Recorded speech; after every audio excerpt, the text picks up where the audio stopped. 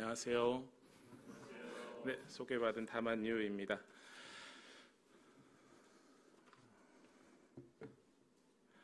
우선 주님의 평화가 여러분과 항상 함께 하시기를 빕니다. 삼체라는 넷플릭스 드라마 보신 적 있으신가요? 네, 거기 보면은 삼체인들이 사는 별은 3개의 태양이 있다고 합니다. 그런데 저는 이게 처음에 무슨 설정인가 전혀 이해가 안 가다가 사람들이 워낙 많이 얘기를 해서 계속 보다가 그 드라마 안에 있는 인물들이 게임이라는 것을 시작하게 되면서 저도 스토리에 이제 진입하게 됐는데요. 우리 일상을 바라볼 때도 약간 처음에는 복잡한 듯하게 할 때가 있는데 점점 가다 보면 그 복잡함에 익숙해지고 또 당연한 듯한 그런 삶을 살 때가 있습니다. 이것은 우리가 사용하는 달력에서도 알 수가 있습니다. 우리는 3개의 달력으로 살아갑니다. 의아하실 수도 있지만 하나는 일상 속에서 사용하는 양력이죠. 그리고 또 하나는 음력입니다. 우리가 자주 사용하는 음력 1월 1일이 무슨 날이죠? 네, 설날입니다. 음력 8월 15일이 무슨 날이죠? 추석 아니라 제 생일입니다. 네, 또 맞는 말이기도 하고 장난이기도 한데 그리스도인으로서 우리는 또 하나의 달력을 가지고 삽니다. 그것이 교회력입니다. 예수 그리스도의 생애 주기를 따라서 대림에서부터 성탄 그리고 주현, 사순, 그리고 고난주간, 부활절기, 그리고 어제 지난 성령 강림 주일까지 예수 그리스도의 생애 주기를 따른 이 서사의 달력은 교회의 전통과 그 역사 가운데서 형성되었습니다. 우리가 이런 달력을 살아가면서 시간을 보내면서 그리스도와 함께하는 그 시간을 계속 보내가면서 우리의 신앙의 연륜도 점점 성숙해져 갑니다. 오늘 본문은 좀 길었는데 성령 강림 주일 어제에 해당되는 본문이었습니다. 그래서 제가 선정했다기보다는 주어진 본문입니다. 근데 CGN에 와서 설교를 하는데 이 성령 강림 주일 바로 다음 날인 것이 저에게는 굉장히 큰 의미가 있는 것 같습니다. 일단 지난주까지만 해도 부활절기였기 때문에 몇 주 전에 제 호원교회에서 가서 했던 그 설교문을 재탕할 수 없다는 아쉬움이 좀 있기도 하고요. 또 하나는 CGN에 오면은 할 목사님 생각이 나는데 직접적인 접촉은 없었지만 생전에 성령론에 대한 관심이 굉장히 많았다라는 말씀을 들은 적이 있습니다. 그리고 또 오늘의 교회가 1992년 성령 사역을 선포한 다음에 폭발적으로 성장했다는 이야기도 익히 알고 있는 사실이고 굉장히 균형 있게 그 사역들을 감당해온 것을 볼 수가 있습니다. 그런데 이 모든 것을 계속 거슬러 올라가다 보면은 바로 어제 기념했던 오순절의 성령 강림 사건으로부터 시작이 됩니다. 여기 굉장히 많은 분들이 앉아 계시고 많은 미디어 선교사님이 앉아 계시는데 이 CGN은 제가 설교를 듣거나 많은 컨텐츠를 이용하는 데 있어서 많이 방문하는 그런 사이트고 또 그런 방송입니다. 제가 은혜를 받고 도전을 받는 채널인데 제가 와서 무슨 설교를 하겠습니까? 일개 박사과정 학생이 일개 지역교회 목사가 그런데 이 설교단을 세우신 것도 성령님의 인도하심이라고 저는 생각을 합니다. 그리고 부족한 형제가 성령님의 인도하심 가운데서 말씀을 전할 때 조금이라도 은혜가 된다면 그 또한 성령님의 인도하심이라고 생각을 합니다. 오늘 본문은 예수 그리스도께서 제자들과 이별하기 전에 하신 말씀들 중 일부입니다. 그 안에 예수님께서 당신께서 가신다고 말씀하셨고 그리고 제자들은 선생님이 이별을 구하려고 하니까 6절의 제자들의 마음에는 슬픔이 가득 찼다라고 말씀을 하고 있습니다. 심지어 슬퍼서 예수님 어디로 가세요라고 물어보는 사람도 없었다고 합니다. 그런데 예수님은 그들의 의도와 상관없이 나는 지금 나를 보내신 분에게로 돌아간다라고 말씀을 하고 그러나 내가 너희에게 진실로 말하는데 내가 떠나가는 것이 너희에게 유익하다라고 말씀하십니다. 제가 제자였을 것 같으면 여기서 한번 멈칫했을 것 같습니다. 떠나신다? 유산이라도 좀 많이 남겨주실래나? 이런 생각을 했을 것 같고 또 근데 예수님 아무리 봐도 유산이 나올 구멍은 없어 보입니다. 그래서 선생님이 영광스럽게 예루살렘에 입성하시더니 사람이 변했다. 왕좌에 올라가실 때는 다른 사람들 데리고 올라가실래나 보다. 뭐 이런 생각을 했을 수도 있습니다. 그런데 그때 예수님께서 내가 떠나지 않으면 보혜사가 너에게 오지 않을 것이다 라고 이야기를 하세요. 그래서 내가 가면은 보혜사를 너에게 보내주겠다라고 하시죠. 이 보혜사라는 단어 익히 알고 계시듯이 헬라어로는 파라클레토스라고 이야기를 합니다. 옆에서 돕는 사람입니다. 법정 용어로는 변호인입니다. 최근에 새로 번역된 새 한글 성경은 뭔가 다르게 번역했을 것 같다라는 생각이 들어 찾아봤는데 동일하게 보혜사라고 번역해놓고 대신 각주에 도우시는 하나님으로 성령님을 가리킴이라고 설명이 되고 있습니다. 과거에 가톨릭과 같이 번역했던 공동번역 성서에서는 협력자라고 번역을 하고 있습니다. 옆에서 도와주는 역할은 동일합니다. 저는 이 변호인이라는 단어에서 굉장히 큰 위로를 받습니다. 잘못한 것을 지적하고 그것을 기소하는 검사도 아니고 죄의 형량을 판단하는 판사도 아니라 그 사람 옆에서 돕는 변호인이랍니다. 진실과 거짓 그리고 죄의 여부를 판단하기도 하지만 끝까지 이 사람의 역할은 그 사람 옆에서 도와주고 이 사람을 변호해주는 일을 하는 것입니다. 그런데 이 위해 주시고 편들어 주시는 역할, 성령님만의 독특한 역할이 아닙니다. 왜냐하면 예수님께서는 요한복음 14장에 또 다른 보혜사를 보내주신다고 했는데 이 또 다른이라는 단어가 굉장히 은혜가 됩니다. 그리스어의 다른이라는 단어는 알로스라는 단어가 있고 헤테로스라는 단어가 있습니다. 알로스는 본질과 성질이 똑같은 것을 알로스라고 하고 그것이 다를 때 헤테로스라고 하는데 제가 카페를 했으니까 알로스 아메리카노라고 하면은 이 아메리카노 말고 다른 아메리카노입니다. 근데 헤테로스 아메리카노라고 하면은 아메리카노 말고 카페 라떼든 다른 게 이제 되는 거죠. 근데 다른 보혜사라고 얘기했을 때 이 다른은 알로스입니다. 즉 예수님께서 이것과 동일한 이것과 다른데 동일한 이것, 그러니까 예수님과 동일하고 조금 다르지만 예수님과 본질적으로 동일한 그 또 다른 보혜사가 성령님이라는 겁니다. 그래서 예수님에 대해서 잘 알기 위해서는 성령님에 잘 알기 위해서는 사실 예수님에 대해서도 잘 알아야 합니다. 그래야 또 다른 보혜사인 성령님이 어떤 분이신지 알 수가 있고 그 성령님께서 바로 예수님과 동일한 역할을 하실 것이기 때문입니다. 근데 또 예수님과 다른 부분이 있어요. 그거는 예수님이 말씀이 육신이 되셨죠. 그러니까 육신은 어딘가의 한 공간에만 존재할 수가 있습니다. 만약에 예수님이 지금 시대에 오셨다면은 인플루언서셨겠죠. 그럼 예수님은 SNS라든지 무언가를 통해서 예수님의 위치를 추적하고 어딘가에 계시다는 것을 알 수가 있을 것입니다. 어디에 계시면은 다른 곳에 계실 수 없는 그런 몸뚱아리이기 때문이죠. 근데 공간을 제약을 받지 않으시는 분이 성령님이십니다. 누군가와 어딘가에 다 함께 하실 수 있는 분이 성령님이시라는 거죠. 근데 성령님께서 오시면 무슨 일을 하시죠? 성령님께서는 성경에 예수님께서 2번 말씀하셨죠. 진리의 영이라고 하십니다. 그가 모든 진리 가운데로 너희들을 인도해 주실 것이다 말씀하십니다. 이 진리는 예수님과 다른 어떤 새로운 계시를 얘기하는 것이 아닙니다. 15장 26절에 보혜사 곧 아버지께서로부터 오시는 진리의 영이 오시면 그 영이 나를 위하여 증언하실 것이다 라고 말씀하고 있죠. 신약 성경도 그런 맥락 속에서 탄생을 한 것이라고 볼 수가 있습니다. 그러나 우리는 신앙의 색채에 따라서 하나님의 음성을 듣습니다. 또 하나님께서 나에게 이렇게 말씀하셨어요. 혹은 좀 더 보수적인 신앙 색채에서는 하나님께서는 저에게 이런 감동을 주셨어요. 하나님께서 이런 마음을 주셨어요. 라는 이 고백이 사실 같은 용어죠. 실제로 그리스도인으로서 우리 각 사람은 모든 사람은 부르심을 받고 지금 현재 있는 자리에서 소명 의식을 갖고 자기의 일과 사역을 감당해 나가고 있습니다. 그런데 그것은 또 어떻게 판단할 수가 있을까요? 그 감동, 그 말씀, 예수님을 영광스럽게 하는지 여부를 통해서 판단을 할 수가 있습니다. 16장 14절에 또 그는 나를 영광되게 하실 것이다. 그가 나의 것을 받아서 너희에게 알려주실 것이기 때문이다 라고 말씀하고 있기 때문입니다. 그리고 성령님께서 하시는 일에 대해서 예수님께서는 16장 8절에서 그가 오시면 죄와 의와 심판에 대해서 세상의 잘못을 깨우치실 것이다 라고 하시면서 9절에서 11절까지 설명을 하고 계십니다.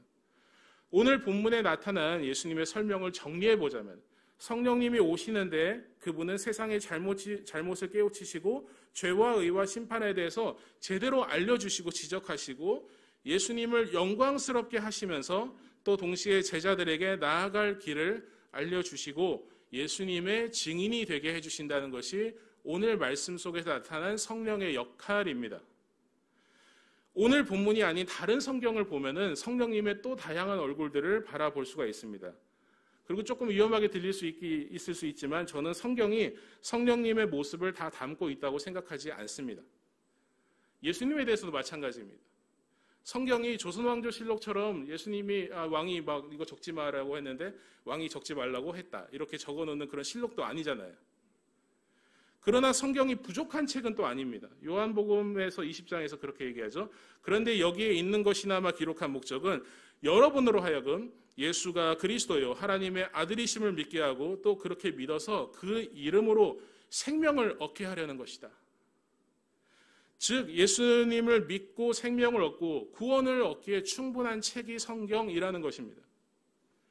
육신으로 세상에서 33년 동안 사셨던 예수님에 대해서도 이 정도였다면은 그렇다면은 성부 하나님, 성령 하나님에 대해서는 그 기록이 매우 제한적인 것은 자명한 사실이죠. 성경은 실록이 아니기 때문에 그렇습니다. 우리 온누리교회가 속해 있는 대한예수교 장로회 신조의 첫 시작은 이렇게 시작합니다. 신구약 성경은 하나님의 말씀이니 신앙과 행위에 대하여 정확모호한 유일한 법칙이다 라고 고백을 하고 있습니다. 즉 성경은 믿음과 믿는 자의 행실에 대해서 그 삶의 실천에 대해서 가르치고 있는 책이라는 겁니다. 제가 지금 한 신학교에서 가르치고 있는데요. 온라인에서 가르치는 신학교입니다. 그 신학교의 학생들은 중국의 각 지역에 있는 지하교회 신학생들이 올라와서 이제 수업을 듣습니다. 제가 지금 전공은 교회사지만 예전에 전공은 기독교 예배학이었기 때문에 예배학 개론이라는 수업을 가르치고 있어요. 근데 성경에서 본 예배, 히브리서에서 본 예배, 뭐 이런 강의를 하면은 학생들이 되게 좋아하고 은혜를 많이 받아요. 근데 역사로 들어가고 각 교단의 어떤 실천, 전통 이런 것에 대해서 이야기를 하면은 다 이렇게 물어봅니다. 이거 성경에 어디에 나와요? 그러면은 제가 얘기를 합니다. 성경에 없어. 그러면은 이거 성경에 안 나와 있으니까 비성경적이네요. 그럼 하지 말아야겠네요. 이렇게 이야기를 해요. 그럼 제가 우리 인터넷으로 줌으로 수업하는데 이것도 성경에 없으니까 하지 말아야 되겠다. 그러면은 성경에 비행기라는 단어도 없으니까 배 타고 와라. 한국에 배 타고 와서 수업을 들어라. 이렇게 얘기를 합니다. 그러면은 이제 무슨 말인지 알게 됩니다. 성경이 우리의 일상의 모든 것까지 다 알려주고 있지 않고 그 부분은 성령님께서 인도하시는 신비라는 겁니다. 우리는 성경에 나타난 기록들과 또 예수님을 깊이 배우는 것을 통해서 성령님에 대해서 잘 알 수가 있습니다. 성경에 나타난 성령의 모습들을 통해서 알려져 있지 않은 신비에 대한 영역에도 우리가 분별을 하면서 그 인도하심을 받고 살아갑니다. 성령에 대해서 잘 정리한 문단이 있어서 읽어드리고자 합니다. 우리는 성령을 사랑한다. 성령은 삼위일체의 하나됨 안에서 성부, 성자와 함께 계신다. 성령은 선교적인 하나님과 선교적인 아들에 의해 보냄을 받은 선교의 영이시며 하나님의 선교적 교회에 생명과 능력을 불어넣으신다.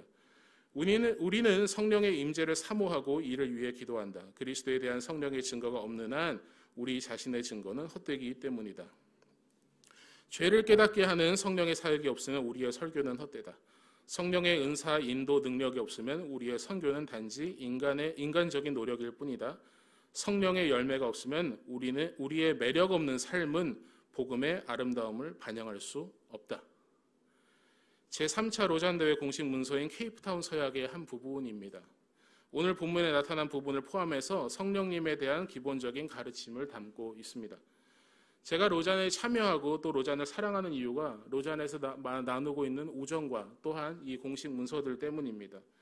로잔대회는 1974년, 1989년, 그리고 2010년에 세계 선교를 위한 많은 분석과 대안을 제시해 왔습니다. 그런 면에서 올해 한국에서 진행될 제4차 로잔대회가 이제 진행이 될 거고 또 서울 선언이라는 것이 발표될 예정이라고 하는데 굉장히 기대가 큽니다. 우리 CGN도 로잔대회에 참여하면서 많은 과정 함께 하실 것이라고 들었습니다. 이번 대회의 주제가 교회여 함께 그리스도를 선포하고 나타내자라고 하는 주제입니다. 저는 이 주제가 매우 성령론적인 주제라고 생각을 합니다. 왜냐하면 오늘 본문의 기록된 성령님에 대한 예수님의 가르침과 연결되기 때문입니다.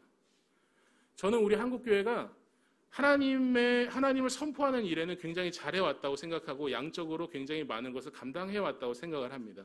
전도 폭발, 사형리, 노방찬양, 노방전도 다양한 것들을 해왔죠.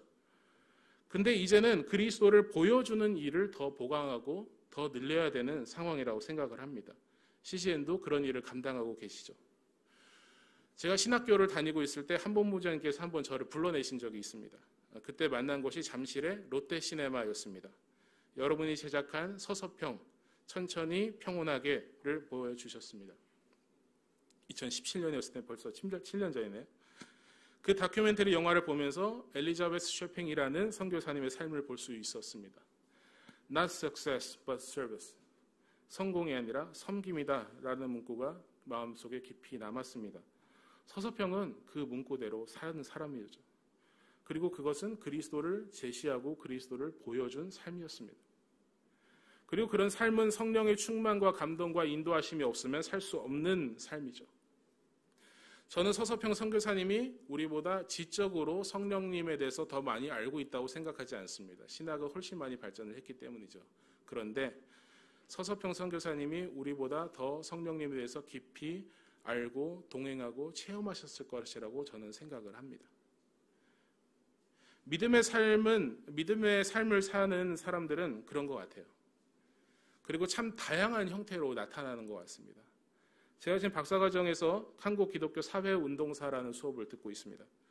그런 세미나에서 사회운동이라는 측면에서 기독교의 다양한 형태들을 볼 수가 있습니다.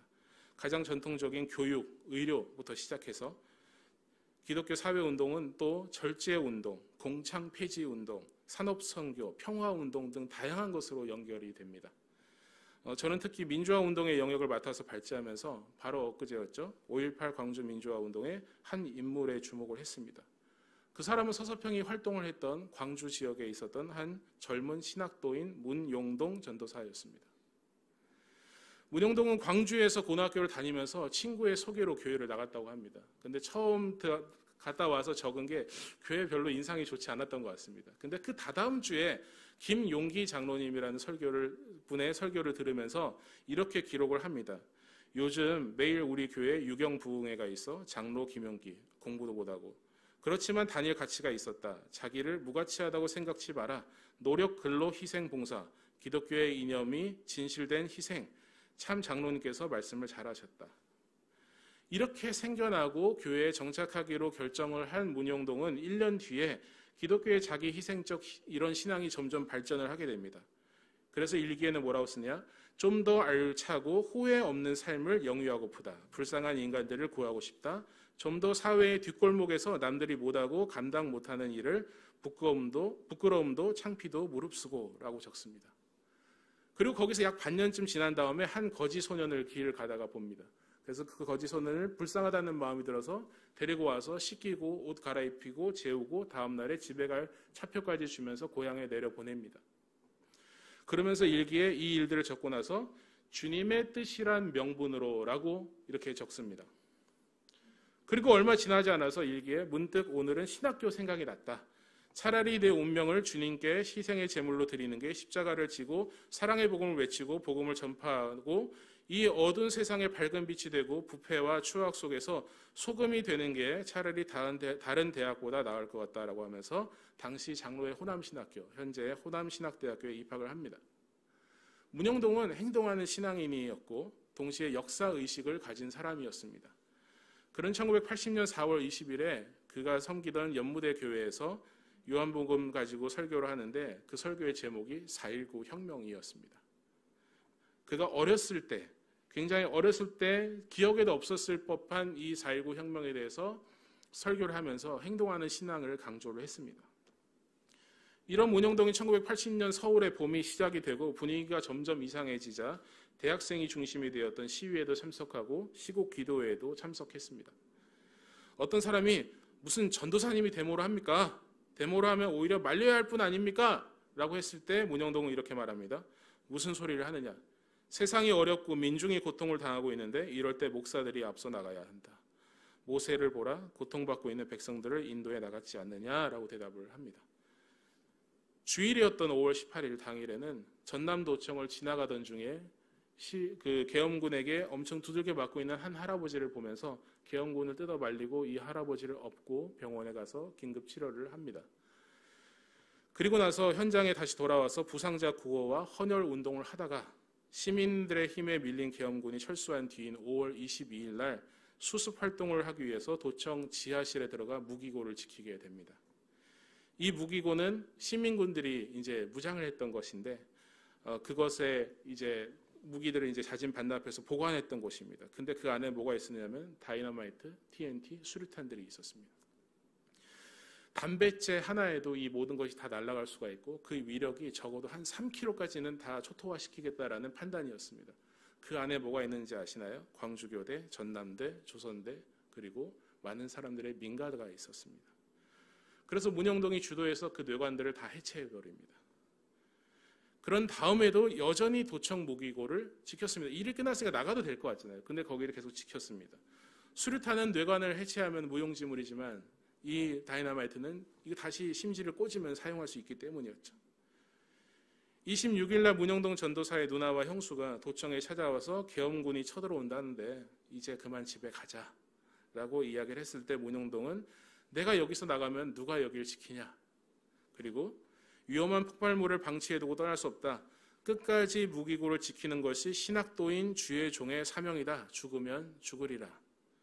라고 하면서 최후의 도청까지 남아있게 됩니다. 그리고 다음날 새벽에 계엄군의 진압작전이 시작이 됩니다.